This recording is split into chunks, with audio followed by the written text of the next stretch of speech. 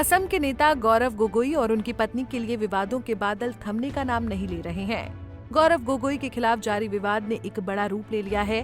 गौरव गोगोई की पत्नी पर आरोप लगे हैं कि वो पाकिस्तान की खुफिया एजेंसी ISI के साथ मिली हुई हैं। ऐसे में बीजेपी और कांग्रेस के बीच इसे लेकर गहरा विवाद छिड़ गया है। बातों को न घुमाते हुए आइए आपको पूरा मामला बताते हैं। दरअसल कांग्रेस सांसद गौरव गोगोई की पत्नी और पाकिस्तानी अली तौकीर शेख के खिलाफ गंभीर आरोप लगे हैं। असम सरकार ने अली तौकीर शेख के खिलाफ FIR दर्ज करने का आदेश दिया है।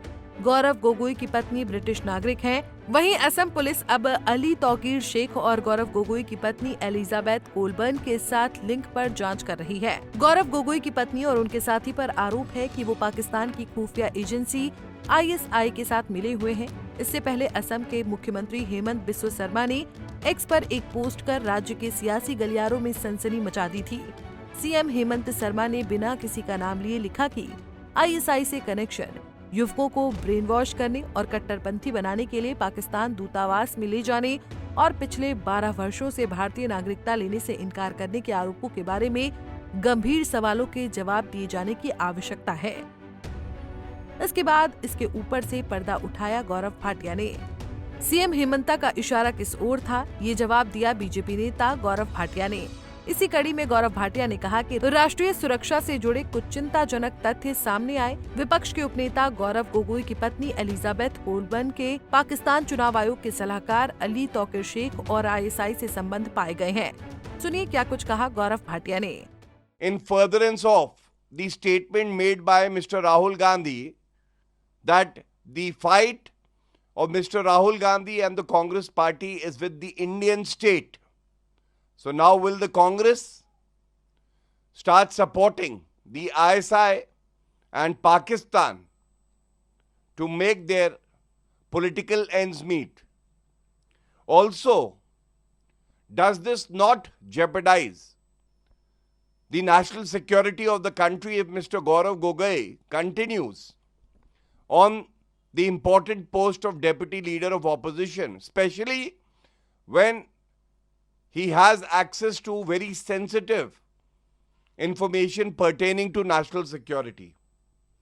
And in the end, why is it that the Congress party always turns out to be the best friend of Pakistan and ISI when it comes to conspiring against Bharat, our motherland India? इस मामले में BJP के अन्य नेता भी इस पर अपनी प्रतिक्रिया दे रहे हैं। कांग्रेस सांसद गौरव गोगोई ने अपने बचाव में प्रेस कॉन्फ्रेंस की।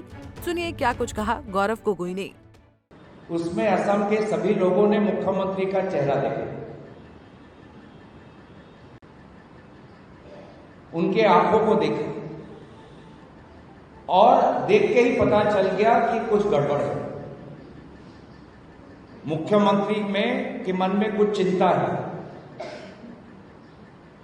और वो होना स्वाभाविक है, क्योंकि मुख्यमंत्री डरे हुए हैं और डर के कारण हर दिन अपनी स्थिति को वो बदलते रहते हैं। वहीं बात की जाए गौरव गोगोई की, तो वो असम के पूर्व मुख्यमंत्री तरुण गोगोई के बेटे हैं। असम की राजनीति में गोगोई का बड़ा नाम है। इस समय कांग्रेस के सांसद गौरव गोगोई राज्य में बीजेपी को बड़ा चैलेंज दे सकते हैं।